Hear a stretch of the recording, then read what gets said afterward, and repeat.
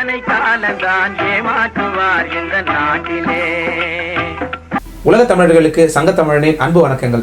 பொதுவா சராசரியா ஒரு மனிதனோட மூளையோட எடை 1400 கிராம் இருக்கும் அப்படின்னு சொல்லுவாங்க. ஆனா இந்த பெரியாரிஸ்டுகள் அப்படிங்கிற பேர்ல சுத்திட்டு இருக்கானுங்கல்ல, அவங்க பேசுறத பாத்தீங்க அப்படின்னா தங்களுக்கு மட்டும் ஏதோ 3.25 கிலோக்கு மூளை இருக்கிற மாதிரி பேசுவாங்க. நீங்க எது சொன்னாலும் சரி அதுக்கு முட்டு கொடுத்து விதண்டாவாதமா பேசுவாங்க. ஆனா அவங்க பேசுறதுல பல இது பொய்யாதான் இருக்கும். இப்படி பொய் புரட்டாலேயே ஈவேரா அப்படிங்கிற போலியான பிம்பத்தை கட்டமைச்சு இன்னை வரைக்கும் தமிழ்நாட்டுல வண்டி ஓட்டிட்டு இருக்கானுங்க இந்த பெரியாரிஸ்டுகள்.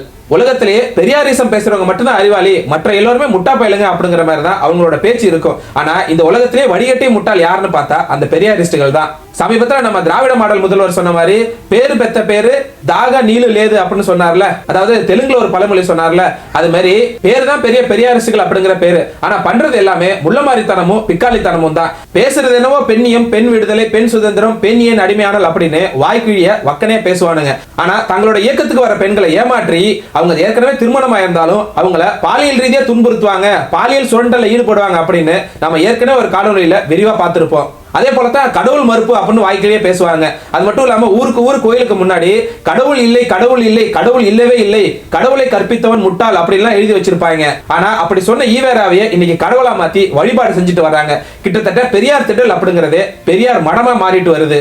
இப்படி பொய்களால் கட்டமைக்கப்பட்ட ஈவேரா அப்படிங்கிற போலி பிம்பத்தின் முகத்திரை கிழிச்சு நம்ம பல்வேறு காணொளிகள் வெளியிட்டு இருக்கோம். பெரியாரிஸ்டுகள் சொன்னதுல பல இது பொய் அப்படின்னு ஆதாரங்களோட நம்ம நிரூபிச்சிருக்கோம். அதுக்கெல்லாம் எந்தவித மறுப்பு தெரிவிக்கல இந்த பெரியாரிஸ்டுகள். இப்படி கடவுள் மறுப்பு, கடவுள் இல்லை அப்படின்னு நாத்திகம் பேசிட்டு தெரிஞ்ச பெரியாரிஸ்டுகள் இன்னைக்கு பெரியாருக்கு காவடி இழுத்திருக்காங்க, அழகு குத்தி இருக்கானுங்க. அதாவது ஈவே ராமசாமி நாயக்கரை ஒரு வழிபாட்டு கடவுளா மாத்தி அவருக்கு அழகு குத்தி காவடி எடுத்திருக்கானுங்க.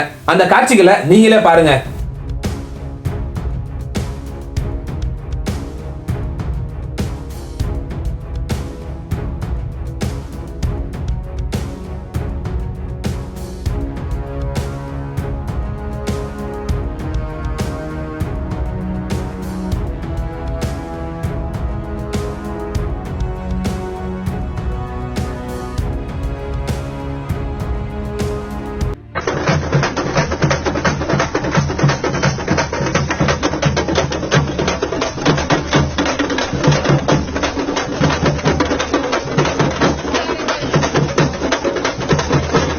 இந்நிலையில தான் சமீபத்தில் இந்தியா முழுக்க நடந்த சிவில் சர்வீஸ் தேர்வுல ஈவேரா குறித்து சர்ச்சைக்குரிய கேள்விகளை கேட்டிருக்காங்க அப்படின்னு பரபரப்பா செய்திகளை போட்டாங்க. சரி, அப்படி என்னடா சர்ச்சைக்குரிய கேள்வி கேட்டுட்டாங்க அப்படின்னு போய் பார்த்தா, அதாவது அந்த யூபிஎஸ்சி தேர்வின் கேள்விகள்ல 78வது கேள்வியா இந்தியாவில் சுயமரியாதை இயக்கத்தை தொடங்கியவர் யார் அப்படிங்கிற கேள்விக்கு 4 பதில்கள் கொடுத்திருந்தாங்க. அதுல முதலாவது பதிலா பெரியார் ஈவி ராமசாமி நாயக்கர் அப்படின்னு போட்டாங்களாம். அது மட்டும் இல்லாம 1929 செங்கல்பட்டு மாநாட்டிலே தன்னோட பேருக்கு பின்னாடி இருக்கிற சாதி பேரை அவர் நீக்கிட்டாரு, எப்படி அவர் பேருக்கு பின்னாடி சாதி பேரை போடலாம் அப்படின்னு வானத்துக்கு பூமிக்கு குதிக்கிறாங்க பெரியாரிஸ்டுகளும் திராவிட உடன்பிறப்புகளும். ஏன் அப்படி குதிக்கிறாங்க அப்படின்னா, சாதி பேரை போட்டுட்டா அவர் தெலுங்கர் அப்படின்னு எல்லாருக்கும் தெரிஞ்சிரும்ல, அதனால தான் 1929 அப்புறம் அவரோட பேருக்கு பின்னாடி சாதி பேரை நீக்கிறதா அறிவிச்சிட்டாரு. அதனால அவர் பேருக்கு பின்னாடி சாதி போடக்கூடாது அப்படின்னு உருட்டுறாங்க. ஆனா 1957ஆம் ஆண்டு காமராஜருக்கு நேரு எழுதிய கடிதத்துல கூட அதான் ஈவேராவை பைத்தியக்காரன், அவனை பிடிச்சி பைத்தியக்கார ஹாஸ்பிட்டல்ல சேருங்க அப்படின்னு எழுதினார்ல, அந்த கடிதத்துல கூட ஈவி ராமசாமி நாயக்கர் அப்படின்னு தான் போட்டிருக்காரு நேரு. அது மட்டும் இல்லாம 1944ஆம் ஆண்டு ஈவேரா ஜின்னாக்கு எழுதின கடிதத்துல your sincerely E V Ramaswamy Naicker அப்படின்னு தான் குறிப்பிட்டிருக்காரு. ஆனா அதுக்கு பதில் எழுதின ஜின்னாவோ டியர் மிஸ்டர் ராமசாமி அப்படின்னு தான் குறிப்பிட்டிருக்காரு.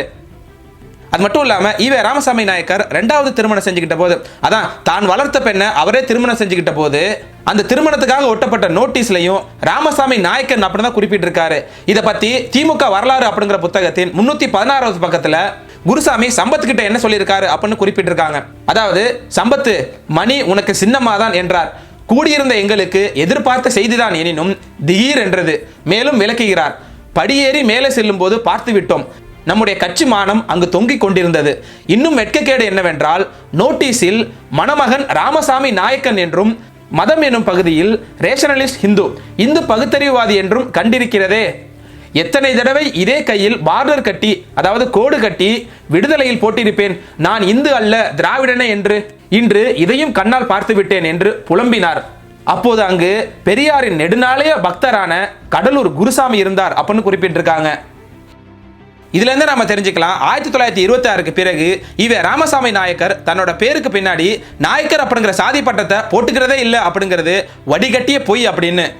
அது மட்டும் இல்லாம ஈவேராவோட வாழ்க்கை வரலாற்றை பெரியார் அப்படிங்கிற பேர்ல தமிழ்ல ஒரு படமா எடுத்தாங்க. தமிழ்ல தான் அந்த படத்தோட பேரு பெரியார். ஆனா அதே படத்தை தெலுங்குல போடும்போது அந்த படத்தோட பேர் என்ன தெரியுமா? ராமசாமி நாயக்கர். அதாவது தமிழ்நாட்டில் மட்டும்தான் அவங்களோட சாதி ஒழிப்பு, ஆந்திராவுக்கு போயிட்டாங்க அப்படின்னா அங்க நாயக்கர்னு போடுவாங்க. ஏன்னா அப்பதானே அங்க அந்த படம் ஓடும். எனவே தமிழ்நாட்டில் மட்டும்தான் பெரியார் பெரியார் அப்படின்னு உருட்டிட்டு இருக்காங்க. மற்ற மாநிலங்களுக்கு, அதுலயும் குறிப்பா ஈவே ராமசாமி நாயக்கரோட பூர்வீகமான ஆந்திராவுக்கு போனப்பெல்லாம் அவர் ஈவே ராமசாமி நாயக்கரா மாறிடுவாரு. இதுல என்ன ஒரு ஆச்சரியம்னா, ஈவேராவோட பேருக்கு பின்னாடி நாயக்கர்னு போட்டாங்க அப்படின்னு வானத்துக்கும் பூமிக்கு குதிக்கிறாங்க பெரியாரிஸ்டுகளும் திராவிட உடன்பிறப்புகளும். ஆனா ஈவே ராமசாமி நாயக்கர் படத்தோட சிறப்பு காட்சிக்கு ஆந்திராவில் ஏற்பாடு செஞ்சிருந்தாங்க. அதுல யார் கலந்துகிட்டா அப்படின்னா, திராவிட மாடல் முதல்வரான ஸ்டாலினும் பெரியார் மடத்தோட தலைவரான கி வீரமணியும் தான். அந்த புகைப்படம் தான் இது.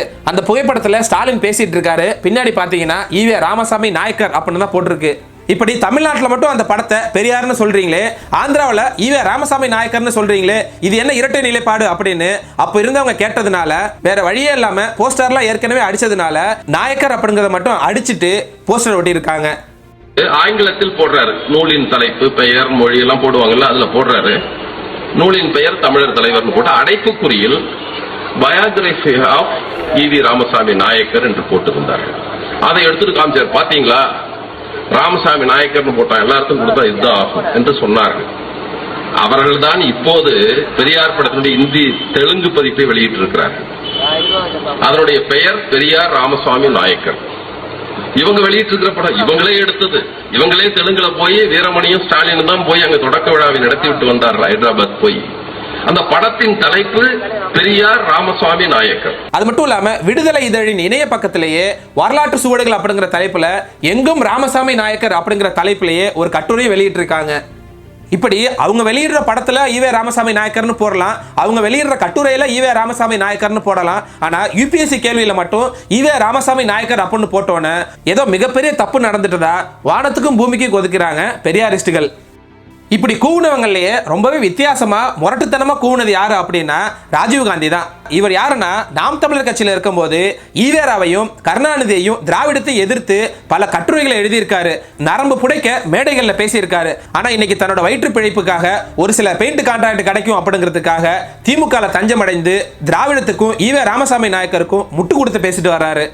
அதாவது குடிமை பணிகளுக்கான முதல்நிலை தேர்வில் பெரியாரின் பெயருக்கு பின்னால் ஜாதி அடையாளம் திணிக்கப்பட்டிருக்கிறது.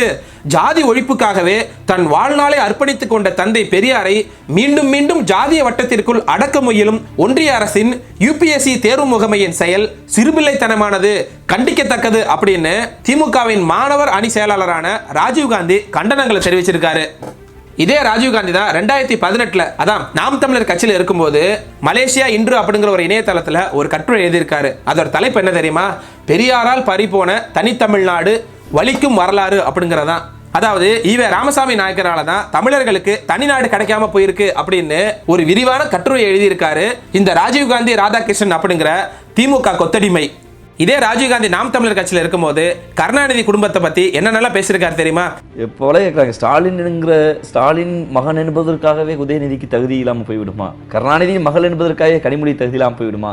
அதெல்லாம் திருப்பி கருணாநிதி மகளுக்கும் கருணாநிதி பேரனுக்கு தகுதி வந்துச்சு. ஏன் அந்த தகுதி மற்ற யாருக்குமே வரலையா? முரசொலி மாறன் இறந்த போது இதே சென்னைக்குள்ள சிட்டிபாவுடைய அருமை மகன் வேட்பாளராக கேட்டாரு. விரும்பாக்க அரங்கநாதன் மகன் இந்திய எதிர்ப்பு போராட்டத்தில் இந்திக்கு தமிழ்நாட்டில் ஆதிக்கமாக நீங்க எல்லோரும் வாருங்கள் நாட்டினர் போராடி செத்து போன அரங்கநாதன் மகன் வேட்பாளராக கேட்டாரு. அப்போ கலைஞர் கருணாநிதி தன் பேரன் தன்னுடைய மருமகனுடைய மகன் தயாநிதி மாறன் கொடுத்தாரு. இது குடும்பத்தை சமாதானப்படுத்துகிற முயற்சி தான் ஒழிய தயாநிதி மாறன் மகன் என்பதற்காக நீங்க பார்க்கணுமா? அப்படி ஜனநாயகத்தில் பார்க்க முடியாது நம்புறோம். 50 ஆண்டு காலம் ஒரு நாட்டிற்கு ஒரு ஆண்டால் அது எவ்வளவு பெரிய மக்களாட்சிக்கு விரோதமானதோ அதுபோல் ஒரு அரசியல் சட்டத்தின்படி இயங்குகிற ஒரு கட்சிக்கு ஜனநாயக விரோதமும் நாங்க நம்புறோம். அவ்வளவுதான். அது மட்டும் இல்லாம கருணாநிதிக்கு சர்க்கர நாற்காலி சதிகாரன் அப்படிங்கிற ஒரு அழகான பெயரை வச்சவர் தான் இந்த ராஜீவ்காந்தி. இந்த நாட்டுக்கு வந்த கதைவசன கர்த்தா தட்சிணாமூர்த்திங்கிற தெலுங்கர் கருணாநிதி ஒரு பக்கம். உழைக்க வந்த கருணாநிதி கட்சி ஆரம்பித்தால் அது திராவிடர் கட்சி. முஸ்லீமா பிறந்துட்டா 3 பொண்டாட்டி கட்டலாமா? எப்படி முஸ்லீமா பொண்டாட்டா 3 பொண்டாட்டி கட்டலாமா? அது தாயா முத்தலா கொண்டு வந்து தடை சட்டம் மோடி கொண்டு வந்திருக்காங்க. கருணாநிதி முஸ்லீமாடாங்கிற கேள்வி யாரும் கேட்கல. அவர் மட்டும் எப்ப 3 பொண்டாட்டி கட்டி 4வது பொண்டாட்டி குஷ்புக்கு ஆட்டையை போட்டு வீட்டுக்குள்ள பிரச்சனை வச்சு யாரும் கேட்கல. இந்த இல்ல மனுஷனா பிறந்த எல்லாரும் 4 பொண்டாட்டி கட்டலாம். சட்ட அனுமதிக்குது, அதான் பேச்சு. அடித்த அந்த இசுங்கள் அடித்த கூட்டத்தை தாங்கி கொண்டு நின்றாயோ அந்த முதலமைச்சர் பதவி வாழ்நாள் கிடைக்காத சவால் விட்டான். கடைசியில சக்கரநாள் காலிதான் கண்ணாம முடிச்சு. கடைசியோட நாங்க சொன்னோம், சவால் விட்டோம். கருணாநிதி எந்த பதவிக்காக, அற்ப பதவிக்காக, உன்னுடைய முதலமைச்சர் பதவிக்காக என் இனத்தை அழிச்சியோ, இதோ உன்னுடைய பதவி, உன் பதவி கடைசி உன் குடும்பத்துக்கு இல்லை சொன்னோம். வந்தேரி சொல்லி உண்மையில முதலில் பயன்படுத்தியவர் தந்தை பெரியார் தான். அவர் தான் முதல் வந்தேரி சொல்லி பயன்படுத்துறாங்க. நான் பெரியாரை முழுக்க படிச்சு உள்வாங்கிய ஒரு மாணவன் நான் சொல்றேன். அவர் தான் பயன்படுத்துறாரு. யாரு? மலையாளியை பார்த்து பயன்படுத்துறாரு. தமிழ்நாட்டுல மலையாளிகளை பார்த்து வந்தேரி பயன்படுத்துறாரு. ஆனா கு ராமகிருஷ்ணன் போட்ட கோஷம் எனக்கு இன்னும் ஞாபகம் இருக்கு. முல்லை பெரியாரில தண்ணி கொடுக்க முடியாத வந்தேரி மலையாளியே வெளியேறு போட்ட கோஷம் எனக்கு இன்னும் ஞாபகம் இருக்கு. இங்க அண்ணா ஆறுச்சாமி, அண்ணா எங்க மரியாதை வெண்மணி போன்றவர்கள் எல்லாம் போட்ட கோஷம் எனக்கு ஞாபகம் இருக்குன்னா வந்தேரி மலையாளியை வெளியேறுன்னு. வந்தேரிங்கிற சொல்லை நாம் தமிழர் கட்சி அரசியல் பதத்துக்கு எந்த இடத்துல பயன்படுத்தல. இந்த ராஜீவ்காந்தி சுமந்த் சி ராமன் கிட்ட வசமா வாங்கி கட்டிக்கிட்ட ஒரு சுவையான சம்பவம் இருக்கு. அதாவது பார்ப்பனர்களை படுகொலை செய்யணும் அப்படின்னு ராமசாமி நாயக்கர் பேசினதை தன்னோட எக்ஸ் பக்கத்துல பகிர்ந்தாரு சுமந்த் சி ராமன். அதாவது அந்த ட்வீட்ல அவர் மேலும் என்ன போட்டிருந்தாரு அப்படின்னா, ஈவேரா அப்படி பேசினது இந்துத்துவால இருக்கிற பிரிஞ்சு குரூப் பேசுறதை விட மோசமா இருக்கு. அதனால தான் நான் சொல்றேன், திராவிடமும் இந்துத்துவமும் ஒரு நாணயத்தின் இரு பக்கங்கள் அப்படின்னு தீவிர வலதுசாரி ஆதரவாளரான சுமந்த் சி ராமனே சொல்லியிருக்காரு. அந்த பதிவுக்கு போய் ராஜீவ்காந்தி ஒரு பதில் கொடுத்திருக்காரு. அதாவது, தந்தை பெரியார் பேசியதை சூத்திர மக்கள் அன்று செய்து இருந்தால் இன்று உங்களை போன்றவர்களிடம் நீதி, உரிமை, படிப்பு, வேலைவாய்ப்பு, சமத்துவத்திற்கு கையேந்திய வேண்டிய நிலை வந்திருக்காது. 3% விழுக்காடு உள்ள நீங்கள் இன்னும் முழுவதும் சில இடங்களில் ஆக்கிரமித்துக் கொண்டுதான் இருக்கிறீர்கள் அப்படின்னு போட்டிருந்தாரு. அது மட்டும் இல்லாம ராஜீவ்காந்தி இப்படி பேசினது செய்திகளையும் வந்துச்சு. அதாவது, DMK spokesperson Rajiv Gandhi calls for genocide of Tamil Brahmins wants to adopt Periyar skilling model அப்படிங்கிற தலைப்புல ஒரு கட்டுரையாக வெளிவந்திருக்கு. இப்படி இன்னும் எத்தனை வருடங்களுக்கு தான் தமிழ்நாட்டில் இருக்கிற தமிழர் அல்லாதவர்கள் இந்த ஈவேரா அப்படிங்கிற போலி பிம்பத்தை வச்சு அரசியல் செய்வாங்க அப்படின்னு தெரியல. தமிழக மக்கள் தான் திருந்தணும். நன்றி, வணக்கம்.